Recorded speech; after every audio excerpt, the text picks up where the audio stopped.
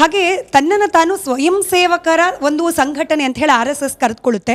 ಪ್ರಿಯಾಂಕ್ ಖರ್ಗೆ ಅವರು ಹೇಳ್ತಿದ್ದಾರೆ, ನೀವು ಸಮಾಜ ಸೇವೆ ಅಥವಾ ಸಮಾಜಕ್ಕೆ ಪೂರಕವಾದ ಕೆಲಸಗಳನ್ನು ಮಾಡ್ತಿದ್ದೀರಿ ಅಂತಂದರೆ ಯಾವ ಕ್ಷೇತ್ರದಲ್ಲಿ ಏನು ಕೆಲಸ ಮಾಡ್ತಿದ್ದೀರಿ ಅಂತ ಹೇಳಿ ಡಿಫೈನ್ ಮಾಡಬೇಕು, ನೀವು ಡಿಫೈನ್ ಮಾಡ್ತಾ ಇಲ್ಲ ಅಂತ ಹೇಳಿ. ನನ್ನ ಪ್ರಶ್ನೆ ಏನು ಅಂತಂದರೆ, ಯಾವುದೇ ಸ್ವಯಂ ಸೇವಕ ಸಂಘಟನೆ ಆದರೂ ಕೂಡ ಅದು ತನ್ನ ಕಾರ್ಯವ್ಯಾಪ್ತಿಯನ್ನು ಡಿಫೈನ್ ಮಾಡ್ಕೊಳ್ಬೇಕು ಅಂತ ಹೇಳಿ ಕಾನೂನು ಅಪೇಕ್ಷೆ ಪಡುತ್ತೋ ಅಂತ ಹೇಳಿ. ಯಾವ ಕಾನೂನಲ್ಲೂ ಕೂಡ ಆ ಡೆಫಿನಿಷನ್ ಇರಬೇಕಂತ ಏನು ನನ್ನ ಅನಿಸಿಕೆಯಲ್ಲಿ ಇಲ್ಲ. ಅದು ತಪ್ಪು ಅಭಿಪ್ರಾಯ ಅಂತ ನಾನು ತಿಳ್ಕೊಂಡಿದ್ದೇನೆ. ಆದರೆ RSSನವರು ಮಾಡಿದಂಥ ಒಳ್ಳೆಯ ಕೆಲಸದ ಬಗ್ಗೆ ಕೂಡ ನನಗೆ ಮಾಹಿತಿ ಇದೆ. ಅಪಘಾತ ಆದಾಗ ಅವರು ಸಹಾಯಕ್ಕೆ ಬರ್ತಾರೆ. ಎಷ್ಟೋ ಸಲ ಬೇರೆ ಬೇರೆ ಘಟನೆಗಳಲ್ಲಿ ಸಾಮಾನ್ಯ ವ್ಯಕ್ತಿಗಳಿಗೆ ಅನ್ಯಾಯ ಅಥವಾ ಏನಾದರೂ ಇದಾದರೆ ನಷ್ಟ ಆದರೆ ಅಲ್ಲಿ ಸಹಾಯ ಮಾಡುವಂಥ ವಿಚಾರವನ್ನು ನಾನು ಮಾಧ್ಯಮದಲ್ಲಿ ಓದಿದ್ದೇನೆ. ಆದರೆ ಬೈಠಕ್ಗಳಲ್ಲಿ ಯುವಕರಲ್ಲಿ ಬ್ರೈನ್ ವಾಶ್ ಮಾಡಲಾಗ್ತಾ ಇದೆ, ಧರ್ಮದ ಹೆಸರಿನ ಅಫೀಮನ್ನು ಅವರ ತಲೆಗೆ ತುಂಬಲಾಗ್ತಾ ಇದೆ. ಹೀಗಾಗಿ ನಿಜವಾಗ್ಲೂ ಅವ್ರು ಏನು ಕೆಲಸ ಮಾಡ್ತಿದ್ದಾರೆ ಅದು ತೋರ್ಪಡಿಕೆಗೆ ಮಾತ್ರ ಸಮಾಜ ಸೇವೆ, ಆದರೆ ಅಸಲಿಗೆ ಮಾಡ್ತಾ ಇರೋದು ಧರ್ಮಗಳ ನಡುವೆ ದ್ವೇಷ ಹುಟ್ಟಾಕೋ ಪ್ರಯತ್ನ. ಇದನ್ನು ಪತ್ತೆ ಹಚ್ಚೋದು ಹೇಗೆ? ತೋರ್ಸೋಕ್ಕೆ ಅದು ಆಗ್ತಾ ಇದೆ ಅಂತ ಆಯಿತು. ಇದು ಮಿಕ್ಕಿದ್ದು ಈ ಧರ್ಮದ ನಡುವೆ ಇರುವಂಥದ್ದು ಎಲ್ಲಿ ಮಾಹಿತಿ ಎಲ್ಲಿಂದ ಬಂತು? ಇಷ್ಟು ವರ್ಷದಲ್ಲಿ ಎಂದೂ ಕೂಡ ಈ ವಿರುದ್ಧ ಮಾಡಿದ್ದೇ ಪ್ರೂಫ್ ಇಲ್ಲ. ಕರ್ನಾಟಕದಲ್ಲಂತೂ ನಾನು ಕೇಳಿಲ್ಲ. ಇದ್ದರೆ ಮಾಹಿತಿ ಇದ್ದರೆ ಮಾಡಬಹುದು ಅನ್ನೋ ಮಾಹಿತಿ ಇದ್ದರೆ ಆ ಮಾಹಿತಿಯನ್ನು ನಾವು ಕಾನೂನಿನಲ್ಲಿ ಒಪ್ಕೊಳ್ಳೋಕ್ಕೆ ಸಾಧ್ಯವಿದ್ದರೆ ಮಾತ್ರ ಅದನ್ನು ಬಳಸ್ಬೋದು. ಅದು ಕೂಡ ಪರ್ಮನೆಂಟಾಗಿ ಮಾಡೋಕ್ಕೆ ಸಾಧ್ಯ ಇಲ್ಲ ಅನ್ನೋದನ್ನು ವಿಚಾರ. ಆ ಪರ್ಟಿಕ್ಯುಲರ್ ಕಾರ್ಯಕ್ರಮವನ್ನು ಅವರು ಬ್ಯಾನ್ ಮಾಡ್ಬೋದು. ಈ ಸಂದರ್ಭದಲ್ಲಿ ನನ್ನ ಇವತ್ತಿನ ಸಂದರ್ಭದಲ್ಲಿ ಅಂಥ ಘಟನೆಗಳು ಆಗಿಲ್ಲ. ಆದ್ದರಿಂದ ಬ್ಯಾನೆಲ್ಲ ರಿಸ್ಟ್ರಿಕ್ಟ್ ಮಾಡೋದು ಕೂಡ ಸರಿಯಲ್ಲ ಅನ್ನೋದು ನನ್ನ ವಿಚಾರ. ಕರ್ನಾಟಕದಲ್ಲಿ ತಮಿಳುನಾಡು ಮಾದರಿಯಲ್ಲೇನೆ RSSನ ಚಟುವಟಿಕೆಗಳಿಗೆ ನಿರ್ಬಂಧ ಹೇರಬೇಕು ಅನ್ನೋ ಚರ್ಚೆಗಳಾಗ್ತಾ ಇತ್ತು ಸರ್ಕಾರದ ಮಟ್ಟದಲ್ಲಿ. ತಮಿಳುನಾಡಿನಲ್ಲಿ ಇದೇ ವಿಚಾರ ಕೋರ್ಟ್ಗೆ ಹೋದಾಗ ಹೈಕೋರ್ಟ್ನ ಡಿವಿಷನಲ್ ಬೆಂಚ್ ಒಂದು ಅಬ್ಸರ್ವೇಷನ್ ಮಾಡುತ್ತೆ, ಸರ್ಕಾರದ ಕರ್ತವ್ಯ ರಕ್ಷಣೆ ಮಾಡೋದೇ ಹೊರತು ನಿರ್ಬಂಧಗಳನ್ನು ಹೇರೋದು ನಿಷೇಧ ಮಾಡೋದಲ್ಲ ಅಂಥೇಳಿ. ಅದನ್ನು ನಾವು ಈ ದಿನಮಾನಕ್ಕೆ ನಮ್ಮ ರಾಜ್ಯದಲ್ಲಿ ನಡೀತಾ ಇರುವ RSS ನಿಷೇಧದ ಈ ಚರ್ಚೆಗೆ ಹೇಗೆ ಅಪ್ಲೈ ಮಾಡ್ಕೊಳ್ಬಹುದು? ಮಾಡ್ಕೊಳ್ಬಹುದು. ಅಲ್ಲೂ RSS ಈಗ ತೀರ್ಪಲ್ಲಿ ಬಂದದ್ದು, ಇಲ್ಲೂ RSS. ಅವರ ಚಟುವಟಿಕೆಗಳು ಒಂದೇ ರೀತಿ ಇದೆ, ಅಲ್ಲಿ ಇದೇ ರೀತಿ ಇಲ್ಲಿ ಇದೆ. ಆದ್ದರಿಂದ ಆ ತೀರ್ಪು ಇಲ್ಲಿಗೆ 100% ಅಪ್ಲೈ ಆಗ್ತದೆ ಅನ್ನೋದು ನನ್ನ ವಿಚಾರ. ಸರ್, ಈ ಪರ್ಟಿಕ್ಯುಲರ್ ಅಬ್ಸರ್ವೇಷನ್ ಸರ್ಕಾರಗಳ ಕರ್ತವ್ಯ ರಕ್ಷಣೆ ಮಾಡೋದು ನಿರ್ಬಂಧ ಹೇರೋದಲ್ಲ ಅನ್ನೋ ಅಬ್ಸರ್ವೇಷನ್ನ ಇನ್ನೊಂದು ಸ್ವಲ್ಪ ವಿಶ್ಲೇಷಣೆ ಮಾಡ್ಬೋದಾ? ಇದನ್ನು ನಾವು ಯಾವ ರೀತಿ ಅರ್ಥ ಮಾಡ್ಕೊಳ್ಬೇಕು ಅಂತ? ಖಂಡಿತವಾಗಿಯೂ ಕೂಡ ಒಬ್ಬ ವ್ಯಕ್ತಿಯ ಮೂಲಭೂತ ಹಕ್ಕನ್ನು ನೀವು ಅದಕ್ಕೆ ರಿಸ್ಟ್ರಿಕ್ಷನ್ ಹಾಕಬೇಕಾದ್ರೆ ಅದರಲ್ಲಿ ಸರ್ಕಾರಕ್ಕೆ ಈ ತೀರ್ಪಲ್ಲಿ ಹೇಳಿದಂಥ ಮಾತು ಅನ್ವಯ ಆಗ್ತದೆ. ಯಾಕಂದರೆ ನಿಮ್ಮ ಅಧಿಕಾರ ನಿರ್ಬಂಧ ಮಾಡುವುದಲ್ಲ, ಅಂಥ ಘಟನೆಗಳನ್ನು ತಡೆಯುವುದು ನಿಮ್ಮ ಕರ್ತವ್ಯ. ಅದಕ್ಕೆ ಬೇಕಾದಂಥ ಇದನ್ನು ನೀವು ಸ್ಟೆಪ್ಸ್ ತಗೊಳ್ಬೇಕು, ಪ್ರಿವೆಂಟಿವ್ ಸ್ಟೆಪ್ಸ್ ತಗೊಳ್ಬೇಕಂತ ಮದ್ರಾಸ್ ಹೈಕೋರ್ಟ್ನ ಜಡ್ಜ್ಮೆಂಟ್ ಹೇಳ್ತಾ ಇದೆ. ಅದೇ ರೀತಿ ಇವ್ರು ಮಾಡಬೇಕು, ನಿರ್ಬಂಧನೆ ಮಾಡುವುದಲ್ಲ, ಆದರೆ ಅವರ ಚಟುವಟಿಕೆ ಮೇಲೆ ಕಣ್ಣಿಟ್ಟುಕೊಂಡು ಏನಾದರೂ ಕಾನೂನಿಗೆ ವಿರುದ್ಧವಾದ ಕೆಲಸ ಮಾಡೋದಿದೆ ಅದು ತಡೆ ಹಿಡಿಯುವಂಥ ಸ್ಟೆಪ್ಸ್ಗಳನ್ನು ಸರ್ಕಾರ ತಗೊಳ್ಬೇಕು. ಇನ್ನು ಸರ್ಕಾರಿ ನೌಕರರು RSSನ ಚಟುವಟಿಕೆಯಲ್ಲಿ ಭಾಗಿ ಆಗಬಹುದಾ ಆಗಬಾರ್ದಾ ಅನ್ನೋದ್ರ ಬಗ್ಗೆ ಕೂಡ ಚರ್ಚೆ ಆಗ್ತದೆ.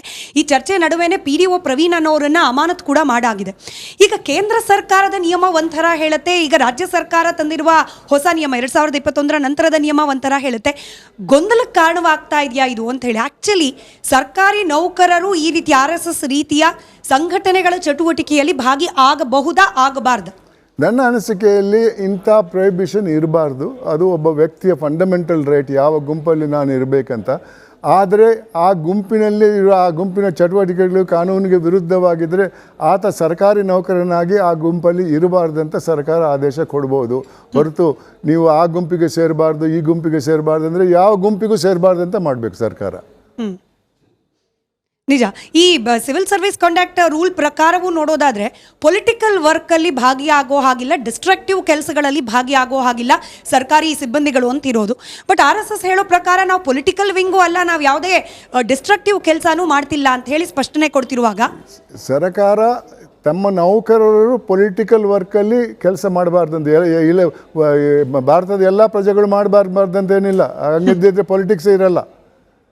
ಎಲ್ಲರಿಗೂ ರಾಜಕೀಯದಲ್ಲಿ ಕೆಲಸ ಮಾಡುವಂಥ ಹಕ್ಕಿದೆ.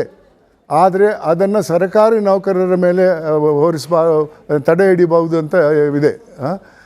ಇವಾಗ ಆರ್ ಎಸ್ ಎಸ್ಸು ಸರ್ಕಾರಿ ನೌಕರರಿಗೆ ಪ್ರೊಹಿಬಿಟೆಡ್ ಅಂದಾಗಿದ್ದರೆ ಅಂಥ ಇತರ ಸಂಸ್ಥೆಗಳಿಗೂ ಪ್ರೊಹಿಬಿಟ್ ಆಗಬೇಕು. ಆವಾಗ ಇವರ ಪಕ್ಷಕ್ಕೆ ಸೇರಿದಂಥ ಸಂಘಟನೆಯಲ್ಲಿ ಇರಬಾರ್ದಾಗ್ತದೆ. ಎಷ್ಟೋ ಸಲ ಲೇಬರ್ ಯೂನಿಟ್ಸ್ ಇದೆ ಅಲ್ಲ, ಅದು ಪ್ರತಿಯೊಬ್ಬ ಪೊಲಿಟಿಕಲ್ ಪಾರ್ಟಿಗೂ ಸೇರಿದ್ದಿದೆ. ಆ ಪೊಲಿಟಿಕಲ್ ಪಾರ್ಟಿ ಅಧಿಕಾರಕ್ಕೆ ಬಂದರೆ ಆ ಲೇಬರ್ ಪಾರ್ಟಿಯಲ್ಲಿ ಯಾರು ಸರ್ಕಾರಿ ನೌಕರರು ಇರಬಾರ್ದು ಅಂತ ಆಗ್ತದೆ. ಅದು ಮಾಡೋಕ್ಕೆ ರೆಡಿಯಾಗಿದ್ದಾರೆ ಇವರು. ಇಲ್ಲೇ ಒಂದು ತದ್ವಿರುದ್ಧವಾದ ಕೇಸ್ಗಳು ದಾಖಲಾಗಿತ್ತು. ಅಂದರೆ PDO ಪ್ರವೀಣ್ ಅನ್ನೋರು ಪಂಚಾಯತ್ ರಾಜ್ ಡಿಪಾರ್ಟ್ಮೆಂಟ್ನಲ್ಲಿ ಕೆಲಸ ಮಾಡ್ತಿದ್ರು ಅನ್ನೋ ಕಾರಣಕ್ಕೆ ತಕ್ಷಣಕ್ಕೆ ಅವರು ಅಮಾನತಾಗೋಯ್ತು. ಅದೇ ರೀತಿಯಲ್ಲಿ ಸರ್ಕಾರಿ ವೈದ್ಯರೊಬ್ಬರು ನಾಗರಾಜ್ ಅಂತ ಹೇಳಿ ಅವರು ಕೂಡ ಪಥಸಂಚಲನದಲ್ಲಿ ಭಾಗಿಯಾದರು. ಅವ್ರ ವಿರುದ್ಧ ಇನ್ನೂ ಕ್ರಮ ಆಗಿಲ್ಲ. ಆಗಲಿ ಅನ್ನೋ ಉದ್ದೇಶದಿಂದ ಪ್ರಶ್ನೆ ಕೇಳ್ತಾ ಇಲ್ಲ. ಒಬ್ಬ ಸಚಿವರ ಡಿಪಾರ್ಟ್ಮೆಂಟ್ನಲ್ಲಿ ಕೆಲಸ ಮಾಡ್ತಿದ್ರು, ಆ ಸಚಿವರ ವೈಯಕ್ತಿಕ ಅಭಿಪ್ರಾಯ RSSನ ವಿರುದ್ಧವಾಗಿತ್ತು, ಹೀಗಾಗಿ ಬೇಗ ಕ್ರಮ ಆಗೋಯ್ತು ಅನ್ನೋ ವಾದ ಕೂಡ ಕೇಳಿಬರ್ತಾ ಇದೆ. ನನ್ನ ಅನಿಸಿಕೆಯಲ್ಲಿ ಅದು ಡಿಸ್ಕ್ರಿಮಿನೇಷನ್ ಆಗ್ತದೆ. ಒಬ್ಬ ಸರ್ಕಾರಿ ನೌಕರನಿಗೆ ಅವನ ವಿರುದ್ಧ ಏನೂ ಆಕ್ಷನ್ ತಗೊಂಡಿಲ್ಲ ಅದರಲ್ಲಿ ಭಾಗವಹಿಸಿದ್ದಕ್ಕೆ, ಇನ್ನೊಬ್ಬನ ಮೇಲೆ ಭಾಗವಿದೆ. ಆದರೆ ನನ್ನ ಮಾತು ಕೇಳಿಕೊಂಡು ಅವನನ್ನು ಸಸ್ಪೆಂಡ್ ಮಾಡ್ಬೋದು. ಅದರಿಂದಾಗಿ ನಾನು ಇದರ ಬಗ್ಗೆ ಮಾಹಿತಿ ಕೊಡೋಕ್ಕೆ ಹೋಗಲ್ಲ. ಸರಿ ಸರ್, ನೀವಾಗಲೇ ಹೇಳ್ತಾ ಇದ್ರಿ, ಹಾಗೆ ನೋಡಿದ್ರೆ ಯಾವುದೇ ವಿಚಾರದಲ್ಲಿ ಅಂದರೆ ಸರ್ಕಾರಿ ನೌಕರರು ರಾಜಕೀಯ ಚಟುವಟಿಕೆಯಲ್ಲಿ ಭಾಗಿಯಾಗಬಾರ್ದು ಅಂದರೆ ಎಲ್ಲದಕ್ಕೂ ಅನ್ವಯ ಆಗಬೇಕು ಅಂತೇಳಿ. ನೆನ್ನೆ BJP ನಾಯಕರು ಪ್ರೆಸ್ ಮೀಟ್ ಮಾಡ್ತಾ ಹೇಳ್ತಾರೆ, ಹಂಪಿ ಯೂನಿವರ್ಸಿಟಿಯಲ್ಲಿ ಪ್ರೊಫೆಸರ್ ಆಗಿರುವವರೊಬ್ಬರು AICCಯ ಪದಾಧಿಕಾರಿಯಾಗಿ ಕಾರ್ಯ ನಿರ್ವಹಿಸ್ತಿದ್ದಾರೆ ಅಂತ ಹೇಳಿ. ಹೌದು, ಅವರನ್ನು ಕೇಳಬೇಕು ಸರ್ಕಾರ, ಅವರನ್ನು ಯಾಕೆ ಮಾಡಿಲ್ಲ? ಅದು ಬರೀ ವಿರುದ್ಧ ಪಕ್ಷದವರು ಅವ್ರಿಗೆ ಎಫಿಲಿಯೇಟ್ ಆಗಿದ್ದರೆ ಮಾತ್ರ ಅವ್ರ ಮೇಲೆ ಆ್ಯಕ್ಷನ್, ನಮ್ಮ ಪಕ್ಷಕ್ಕೆ ಸೇರಿದವ್ರ ಮೇಲೆ ಏನಿಲ್ಲ ಅಂತ ಆಯ್ತಲ್ಲ, ಅದು ತಾರತಮ್ಯ ಆಗ್ತದೆ. It's violative of article 14. ಸರಿ, ಲ್ಯಾಂಡ್ ಆಡಿಟ್ನ ಮಾಡ್ತೀವಿ ಅಂತ ಕೂಡ ಕಾಂಗ್ರೆಸ್ ಸರ್ಕಾರ ಚರ್ಚೆ ಮಾಡ್ತಿದೆಯಂತೆ. RSSಗೆ ಸಂಬಂಧಪಟ್ಟ ಭೂಮಿ ಎಲ್ಲೆಲ್ಲಿದೆ ಅದರ ಆಡಿಟನ್ನು ಮಾಡ್ತೀವಿ ಅಂತ ಹೇಳಿ. ಇದು ಒಂದು ಕಾನೂನಾತ್ಮಕ ಪ್ರಕ್ರಿಯೆ, ಬಟ್ ಇದ್ರ ಹಿಂದೆ ಕೂಡ ರಾಜಕೀಯ ದ್ವೇಷ, ಅದರ ಲೆಕ್ಕಾಚಾರ ಅನ್ನೋ ಚರ್ಚೆ ಪೊಲಿಟಿಕಲ್ ಫೋರಮಲ್ಲಿ ಆಗ್ತಾ ಇದೆ. ಖಂಡಿತ ಕಾಂಗ್ರೆಸ್ನವ್ರಿಗೂ ಅವ್ರದ್ದು ಆಸ್ತಿ ಇದೆ, ಅದರ ಬಗ್ಗೆ ಪಾರ್ಟಿಗೆ ಇದ್ದಂಥ ಆಸ್ತಿಗಳ ವಿರುದ್ಧ ಕೂಡ ಆಡಿಟ್ ಆಗಲಿ, ಎಲ್ಲರೂ ಆಡಿಟ್ ಮಾಡಿ ತೋರಿಸ್ಲಿ. ಅದು ಬರೀ ಒಂದು ಪಕ್ಷಕ್ಕೆ ಯಾಕೆ? ಇದು ತೋರಿಸ್ತಾ ಇದೆ ವಿರೋಧ ಪಕ್ಷವನ್ನು ಬೇರೆ ಬೇರೆ ರೀತಿಯಲ್ಲಿ ಕಡೆಗಣಿಸುವಂಥ ಒಂದು ಪ್ರಯತ್ನ ನಡೀತಾ ಇದೆ. ರೈಟ್. ನಾನು ಆಡಿಯನ್ಸಲ್ಲಿ ಯಾರಿಗಾದರೂ RSSನ ಚಟುವಟಿಕೆ ನಿರ್ಬಂಧ ಇದ್ರ ಬಗ್ಗೆ ಏನು ಅನುಮಾನಗಳಿದೆ ಅದ್ರ ಪ್ರಶ್ನೆ ಕೇಳಲಿಕ್ಕೆ ಅವಕಾಶ ಕೊಡ್ತೀನಿ. ಒಬ್ಬರಾದ ನಂತರ ಒಬ್ಬರು. RSS ಒಂದು ಸಾಂಸ್ಕೃತಿಕ ಮತ್ತು ರಾಷ್ಟ್ರೀಯತೆಯನ್ನು ಸಾರ್ತಕ್ಕಂಥ ಒಂದು ಸಂಸ್ಥೆ. ತನ್ನ ಶಾಖೆಗಳಲ್ಲಿ ರಾಷ್ಟ್ರೀಯತೆಯನ್ನು ಹೇಳ್ಕೊಡುತ್ತೆ ಮತ್ತು ನಮಸ್ತೆ ಸದಾ ವತ್ಸಲೆ ಮಾತೃಭೂಮಿ ಅನ್ನೋದ್ರ ಮೂಲಕ ರಾಷ್ಟ್ರವನ್ನು ಹೆಂಗೆ ಕಟ್ಟಬೇಕು ಅಂತ ಹೇಳ್ಕೊಡುತ್ತೆ. ರಾಷ್ಟ್ರ ವಿಪತ್ತಿಗೆ ಬಂದಾಗ ನಾವೇನು ಮಾಡಬೇಕು, ಬರಗಾಲ ಆಗಿರ್ಬೋದು ಅಥವಾ ಮೊನ್ನೆ ತಾನೇ ಒಂದು 2-3 ವರ್ಷಗಳ ಹಿಂದೆ ಕೋವಿಡ್ ಅಂತ ಬಂದಾಗ ಆ ಸ್ಥಿತಿಯಲ್ಲಿ ಮನೆಗಳಿಗೆ ಹೋಗಿ ಅಕ್ಕಿ, ಗೋಧಿ, ಸಕ್ಕರೆ ಅಂತ ಅನೇಕ ಅವಶ್ಯಕತೆ ವಸ್ತುಗಳನ್ನು ಕೊಟ್ಟು ಈ ದೇಶದ ಜನರನ್ನು ಕಾಪಾಡಿದೆ. ಅಂಥ ದೇಶದ ಜನರ ಕಾಪಾಡಿದ ಸಂಸ್ಥೆ ಆಗಿರ್ತಕ್ಕಂಥ RSS ವಿರುದ್ಧ ಇತ್ತೀಚಿನ ಸರ್ಕಾರ ತನ್ನ ವೈಫಲ್ಯಗಳನ್ನು ಮುಚ್ಚೋದಕ್ಕೋಸ್ಕರ ತನ್ನ RSS ಮೇಲೆ ಬ್ಯಾನ್ ಅಥವಾ ನಿರ್ಬಂಧಗಳನ್ನ ಮಾಡ್ತಾ ಇದೆ ಅನಿಸುತ್ತೆ ಸರ್. ಇದಕ್ಕೆ ತಮ್ಮ ಅಭಿಪ್ರಾಯ ಏನು ಸರ್? ನನ್ನ ಮೇಲ್ನೋಟಕ್ಕೆ, ಯಾಕೆಂದರೆ ಈಗ ಕಾಂಗ್ರೆಸ್ ಪರವಾಗಿ ವಾದ ಮಾಡಿದವರು ಯಾರಿಲ್ಲ ಇಷ್ಟರವರೆಗೆ, ಮೇಲ್ನೋಟಕ್ಕೆ ಕಾಣಿಸ್ತದೆ ಸರ್ಕಾರದ ನಿರ್ಧಾರ ಸಂವಿಧಾನಕ್ಕೆ ವಿರುದ್ಧವಾದದ್ದು ಮತ್ತು ಇದು ಆರ್ಬಿಟ್ರಿ. ಇತರ ರಾಜಕೀಯ ಪಕ್ಷಗಳಿಗೆ ನೀವು ಏನಾದರೂ ಮಾಡ್ಬೋದು, ಸಹಾಯ ಮಾಡ್ಬೋದು, RSSನವರು BJPಗೆ ಮಾಡಬಾರ್ದು ಅನ್ನುವ ಒಂದೇ ಕಾರಣಕ್ಕಾಗಿ ಅಂತ ಕಾಣಿಸ್ತದೆ. ಆದರೆ ಮೇಲ್ನೋಟಕ್ಕೆ ಅದರ ಪರವಾಗಿ ವಾದ ಮಾಡೋದಿದ್ರೆ ನಾನು ಕೇಳಿಬಿಟ್ಟು ನನ್ನ ನಿರ್ಧಾರವನ್ನು ತಿಳಿಸ್ಬೋದೆ. ನಾನು ಬಸವರಾಜ ಆನೆಗೊಂದಿ ಅಂತ. ಸೊ ತಮ್ಮಲ್ಲಿ ನಾನು ಕೇಳುವುದೇನೆಂದರೆ, ಇವತ್ತು RSS ಬ್ಯಾನ್ ಮಾಡ್ತಾರೆ, ನಾಳೆ ನಮ್ಮ ರೈತ ಸಂಘಟನೆಗಳನ್ನು ಬ್ಯಾನ್ ಮಾಡ್ತಾರೆ.